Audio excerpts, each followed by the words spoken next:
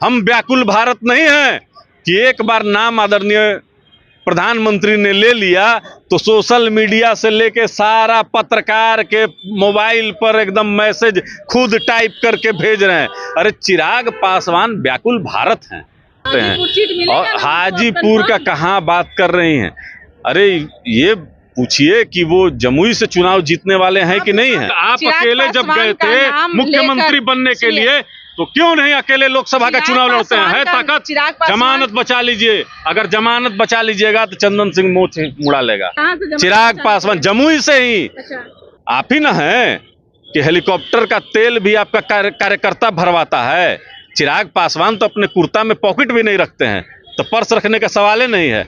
किसी को अगर दुख तकलीफ और पीड़ा अगर हो रही है तो वो पीड़ा जो है ना उसका कीड़ा वो 2024 में चुनाव में वो भी निकल जाएगा। हाजीपुर तो दुनिया का ब्रह्मांड का कोई शक्ति हमको वहां चुनाव लड़ने से नहीं रोक सकता है। ब्रह्मांड का गठबंधन तो आप छोड़ दीजिए, सीटिंग पर ही गेटिंग होता है। नमस्कार, बहुत स्वागत है आपका लाइव बिहार में। मैं आपके साथ रूपम। देखिए, प्रधानमंत्री का एक भाषण आता है और उसमें चिराग पासवान का नाम। अब प्रधानमंत्री का भाषण और उसमें चिराग पासवान का नाम आ रहा है, ये बड़ी बात है। हम आपको अब बताते हैं कि यह भाषण के बाद बहुत कुछ बदलाव देखने को मिल रहा है चिराग पासवान को, क्योंकि अब उस भाषण में जब चिराग पासवान का नाम जिक्र आया तो भाई अब तो चिराग पासवान के इरादे और भी बुलंद नजर आ रहे हैं और ये भी लग रहा है जैसा कि भाई वाकई में ये हनुमान है और पीछे से पीठ थपथपाने वाले नरेंद्र मोदी तो है ही इनके साथ।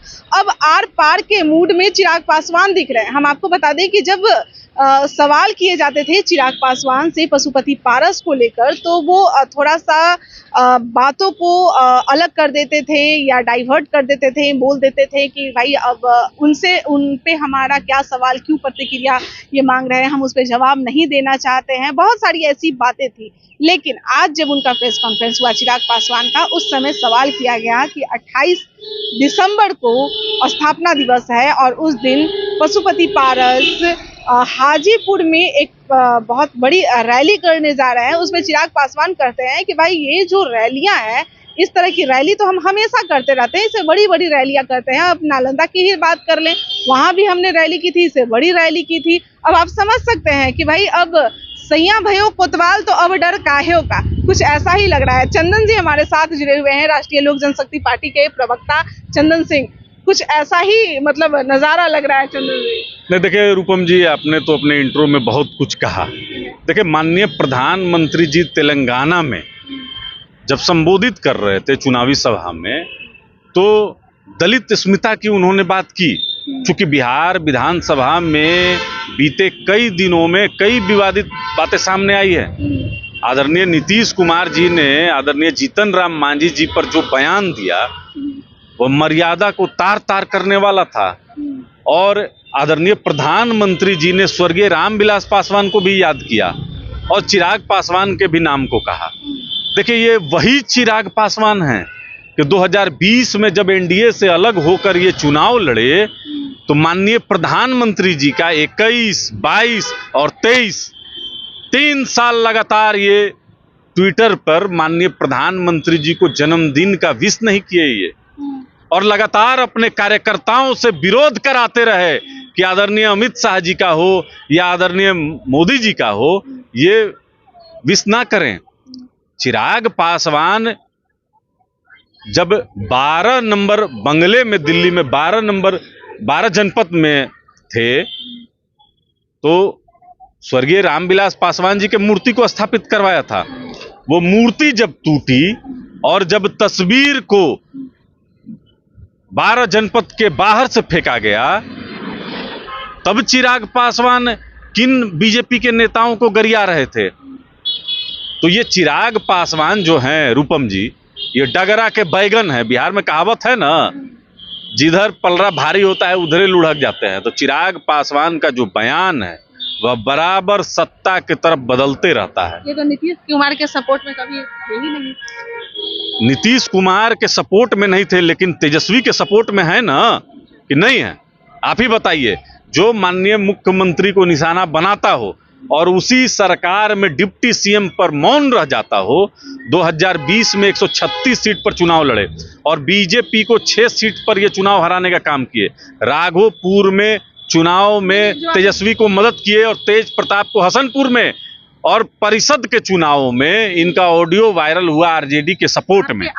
ये बिरयानी खाने यही ना जाते हैं। आपके भी मंत्री जी पहले नीतीश कुमार के साथ में थे, उसके बाद एनडीए में आए। हमारे नेता ने कभी भी गठबंधन छोड़ने के बाद आदरणीय नीतीश कुमार जी के समर्थन में एक भी शब्द नहीं कहा, ना उनके पार्टी को समर्थन किया।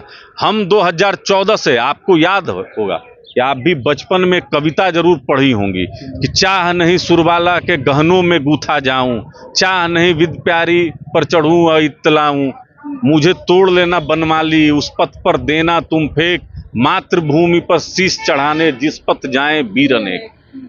कहने का संदर्भ यह है कि 2014 में जब हमारे स्वर्गीय संस्थापक, देश के दूसरे अंबेडकर पद्म भूषण स्वर्गीय रामविलास पासवान जी ने यह राह दिखा दिया कि आदरणीय नरेंद्र मोदी जी का हाथ नहीं छोड़ना है, तब हमारे नेता के पास कोई प्रश्न ही नहीं था। और लगातार अपने भाषण में उन्होंने कहा कि जब तक जीवित रहूंगा एनडीए में रहूंगा, और जब तक राजनीति में रहूंगा तब तक हाजीपुर की सेवा करता रहूंगा। तो कहां कोई प्रश्न है? चिराग पासवान की तरह अपने स्वयं मुख्यमंत्री बनने के लिए तो गठबंधन से बाहर निकल कर नहीं गया। तो यहाँ पर साफ भी कर दिए हैं, और नरेंद्र मोदी का भाषण में ये भी साफ मतलब झलक रहा है। नरेंद्र मोदी आप अकेले जब गए थे मुख्यमंत्री बनने के लिए, तो क्यों नहीं अकेले लोकसभा का चुनाव लड़ते हैं? है ताकत, जमानत बचा लीजिए। अगर जमानत बचा लीजिएगा तो चंदन सिंह मोच मुड़ा लेगा। अगर आप में हिम्मत है, ताकत है, चिराग पासवान जमुई से ही, जिस जमुई की जनता के सामने स्वर्गीय रामविलास पासवान जी ने चिराग पासवान को सदन का हिस्सा बनवाया, आज उसी जमुई को चिराग पासवान भूल चुके हैं। आज वहां रूरल और देहात में चिराग पासवान की एक भी योजना नहीं पहुंच रही है। और जब पूरे देश भर का जो मानक निकलता है रूपम जी कि किस सांसद ने अपने सांसद निधि का सही उपयोग किया, उसमें चिराग पासवान फिसड्डी नजर आते हैं। तो चिराग पासवान मुंह से शेर हैं, वो जितना अहंकार में बोल लें, अभी उन्होंने शायद आज या कल कहा है कि मैं महीने में 2-4 सभा तो ऐसे ही कर लेता हूं। जब आप धन पशु पालेंगे, आप ही ना हैं कि हेलीकॉप्टर का तेल भी आपका कार्यकर्ता भरवाता है। चिराग पासवान तो अपने कुर्ता में पॉकेट भी नहीं रखते हैं, तो पर्स रखने का सवाल ही नहीं है। तेल भी उनके पैसा से भराता है कि नहीं फॉर्च्यूनर का, ये भी आप देख लीजिएगा। सुनिए, मुझे एक पर्सनल मत किसी के ये पे नहीं, मैं पर्सनल नहीं, मैं उस बात पर जा रहा हूँ कि अगर रैली और सभा की बात करते हैं तो कहाँ से फंडिंग हो रहा है, ठीक है, देखने की जरूरत है। हम गरीब पार्टी से हैं। हमारा स्थापना दिवस 28 नवंबर को है और स्वर्गीय रामविलास पासवान जी भी इसको मनाते थे, और हम उन्हीं के कर्मभूमि जननी हाजीपुर में जाकर और स्वर्गीय रामविलास पासवान जी को, जो हमारे नेता और आदर्श हैं, उनको याद करते हुए हम मनाएंगे। किसी को अगर दुख तकलीफ और पीड़ा अगर हो रही है तो वो पीड़ा जो है ना, उसका कीड़ा, वो 2024 में चुनाव में वो भी निकल जाएगा।